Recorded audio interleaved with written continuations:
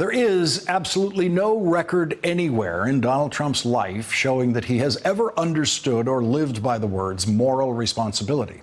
The main reason I thought Donald Trump would never run for president is that I knew he could never release his tax returns. It didn't occur to me that a candidate could just violate that unwritten rule of presidential campaigning and get away with it, but Donald Trump did. Candidates for president have a moral obligation to release their tax returns. Presidential candidates are asking American taxpayers who send $1.7 trillion to the Internal Revenue Service and the United States Treasury to put them in charge of the United States Treasury. Presidential candidates are asking American voters to put them in charge of administering all of the spending of that money that Congress authorizes. Presidential candidates are asking for the power to sign or veto new tax laws.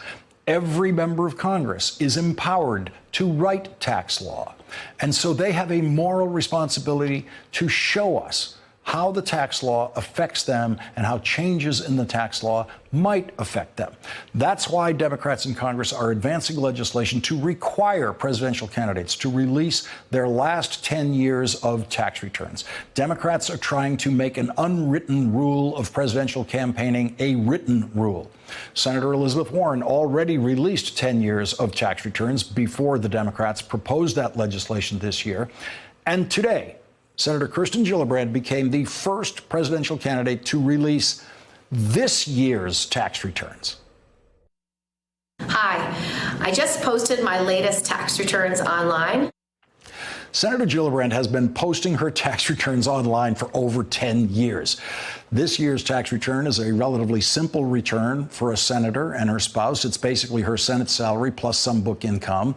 There are 18 days left before the April 15th tax filing deadline, and there is no good reason why every presidential candidate can't release their 2018 tax returns by April 15th or explain exactly why they are using an extension to file after April 15th. I used to write tax law in the Senate Finance Committee, and so I know there are many legitimate reasons for people at all levels of income, but especially the most complex tax returns, to request an extension for filing. That's okay. But if you're running for president with millions. Thanks for checking out our YouTube channel. Subscribe by clicking on the button below for more from The Last Word and the rest of MSNBC.